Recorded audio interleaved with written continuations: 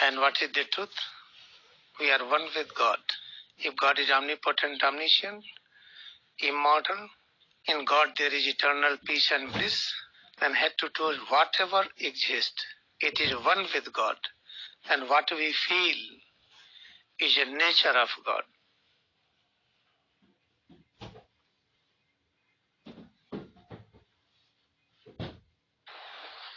अच्छी तरह से समझें कि सिर से पैर की अंगुली तक इसी रचना की वजह से ही ये पूरा दृश्य जगत है।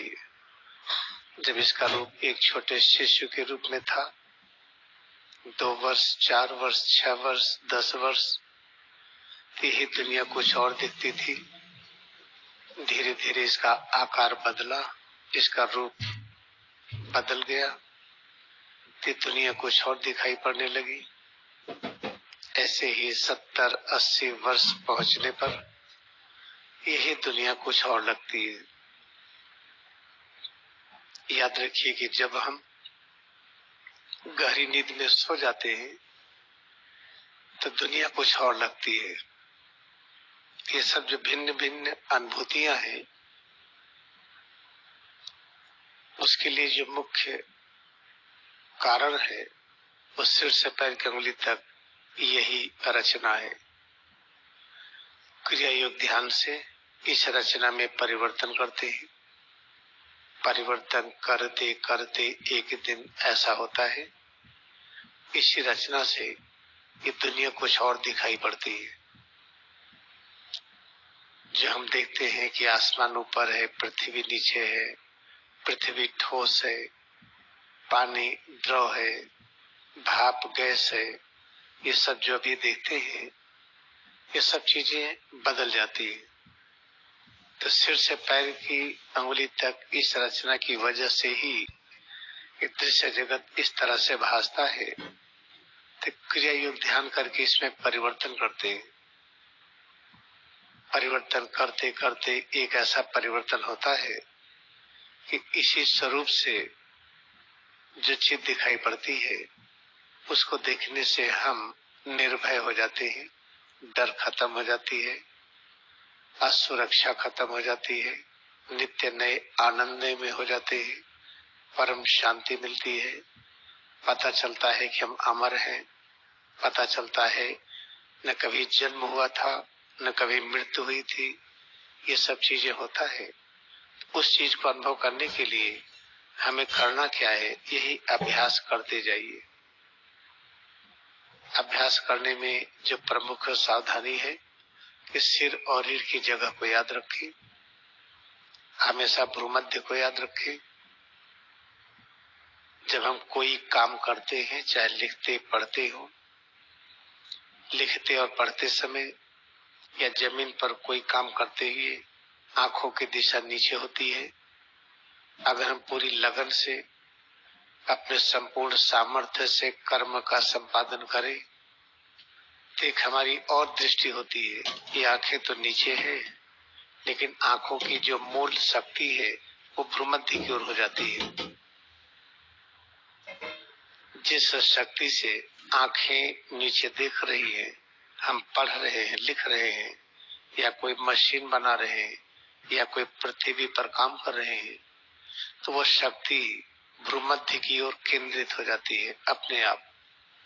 लेकिन जब हम ऐसा कोई काम न कर रहे हो जिसमें नीचे देखना आवश्यक है, तो उस समय हम आदत डालें कि हमारी आंखें भ्रूमध्य की ओर जाए।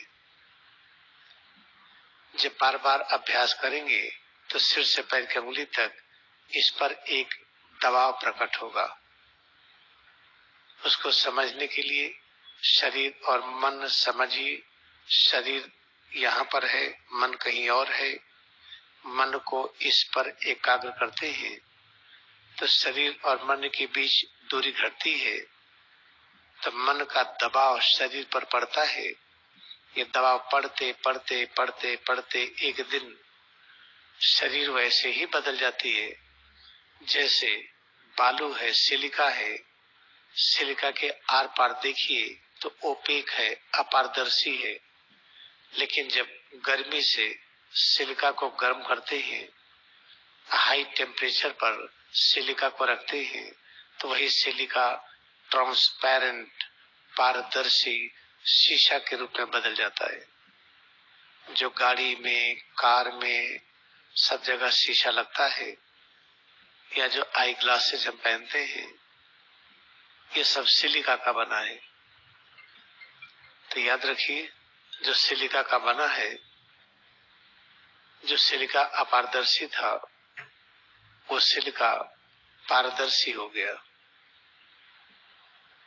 तो ऐसे याद रखिए कि जो इस शरीर से हमें दिखाई नहीं पड़ता कि हम अमर हैं, न जन्म लिए थे न मृत्यु को प्राप्त हुए थे, जो जन्म और मृत्यु दिखाई पड़ती है, यह एक असत है, यह सही नहीं है।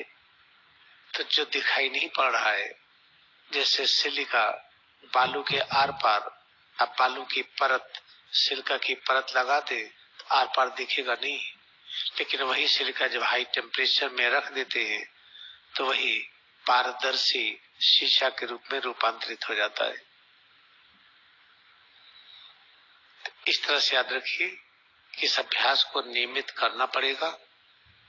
जब मन को शरीर पर लाएंगे, जैसे आंख बंद करके अनुभव करते हैं कि सिर कहाँ है, चेहरा, गला, हाथ, पीठ, सीना, पेट और पैर, इसमें होने वाला कड़ापन, ढीलापन, हल्कापन, भारीपन, जब मन के द्वारा अनुभूति करते हैं, तब मन और शरीर के बीच में दूरी घटने पर जो अग्नि प्रकट होती है, जो आग प्रकट होती है, गर्मी प्रकट होती है, वो योगाग्नि है।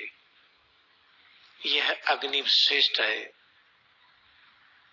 जिसे जला करके हम सिलिका को पारदर्शी बना लेते हैं। वो जो आग है, अग्नि है, उससे शरीर और मन के बीच में जब दूरी घटाते हैं तो जो अग्नि प्रकट होती है, श्रेष्ठ है। उस अग्नि पर शरीर को रख दीजिए तो जल के राख हो जाएगी। जिस अग्नि पर बालू को रखते हैं तो बालू शीशा में रूपांतरित हो जाता है, सिलिका। इसे सिर से पैर की अंगुली तक इसको पारदर्शी बनाने के लिए हमें योग अग्नि की आवश्यकता है। तो शरीर और मन के बीच में दूरी घटाते जाए तो योग अग्नि प्रकट होने लगेगी, और जब योग अग्नि प्रकट होगी, उसी अग्नि के प्रभाव से फिर ये शरीर बदल जाती है।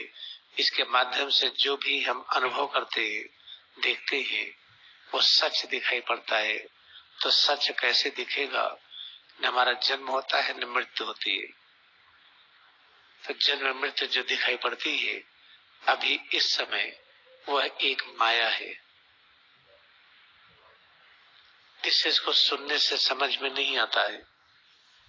सुनते रहिए, पढ़ते रहिए, समझ में नहीं आएगा।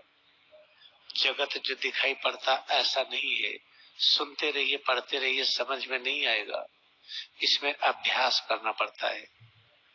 इसलिए इस अभ्यास को कभी भी आप बंद न करें।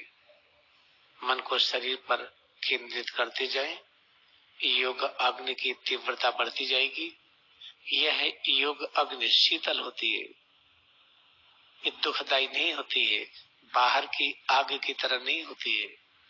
इसमें ज्ञान प्रकट होता है, शांति प्रकट होती है, आनंद प्रकट होता है, बहुत अच्छा लगता है।